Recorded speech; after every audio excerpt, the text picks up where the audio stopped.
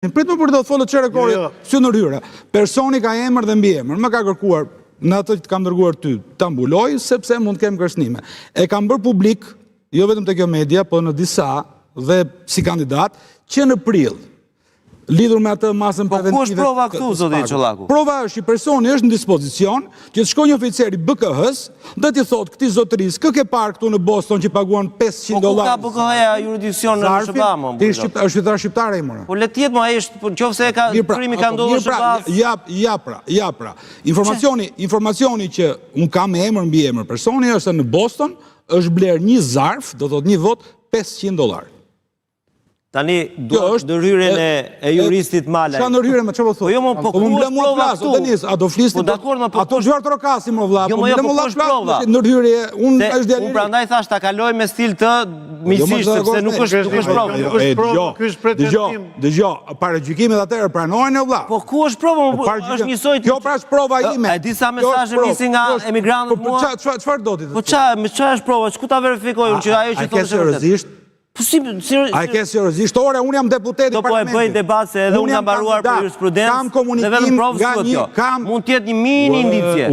Qa boni? Do ta bëj debat personal se më detyrove ta nxjerr. Media më vlla, jo media më vlla. Çfarë flisni more? Dakor, vazhdoj. Po çfarë flisni më? Vazhdoj pastaj. Po të them kam emër mbi emër të personit. Po le të ketë më emër mbi emër. Më thot kam identifikuar njerëz që në Boston blejnë vota $500 zarfi për PS-n. Po dhe pastaj. Dhe ti më thua këtu me shpërfillje, kjo nuk është. Po ai mund thoshte edhe $1000 më buri thot. Si? Mund thoshte edhe $1000. Po pse s'ka askush? Jo këtë lutem, jo, nxjerr pak mesazhin e. As ti s'ke interes ta heto. Çfarë është? Kush është pyesësh mbase? Po s'është kjo më dakor, nëse jeni me këto prova në parlament. Shikoni më ç'a klim mbyt se krijohet. Po s'është klim kjo më buri thot. Po ç'është kjo? Jo Denis.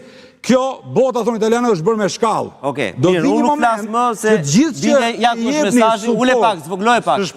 Jakush mesazhi. Në rregull më lënë mua të flas më burr. Dakor, po se më lënë flas. Jo, sepse nuk dohet ta paraqisje. Po ky është pretendim sepse prish imazhin. Unë thash jam gati ta lexoj dhe lexova, ti thua s'dohet ta paraqisje. Shiko se me në punë tjetër. Jo, në rregull, vazhdoj tani. Po ti themi edhe në njërin në Amerikë të thotë që pa thoj more, prodhoje. Po s'është provë është konkrete. Po ti nuk je ti e pala akuzuar, o Petro, ti e pala akuzuar, nuk mund të thosh ti e provë apo si e provë. Po pse ti e pala akuzuar? Ti e pala akuzuar. Pse sa i militant i yt i teket të shkruajë. Jo i teket, se ka të tjera. Ka dhe të tjera. Po nuk shkon njeri ta hetoj. Ore, kjo është për të thënë ty që ke të vane unë. Ti je akuzuar, o vlla, ju jeni të akuzuar për këtë proces. Ju jeni të akuzuar. Jeni të akuzuar. Dhe akuzën më të madhe, përveç se militantit tim, e bëri sot në intervistë ambasadori i Bashkimit Evropian në Tiranë. Kur tha që këto zgjedhje, në intervistë për RTS-n, e para pak orëve është, kur tha që këto zgjedhje cënuan parimin e barazisë. Kjo është e rëndë, Pedro. Kjo është shumë e rëndë. Ka lidhje me Ti në mesazh. listën e hapur të Partia Demokratike kishe paraziti? Po lëre më Kishe parazit. Shumë mirë ka thënë ambasadori. Do të prishësh debatin, mo. Po është ky Po do të prishësh debatin, mo. Ishe i barabartit Po të prishësh debatin, o Pedro, po prish debatin, o vlla. Nuk po e prish. Po them këtë unë.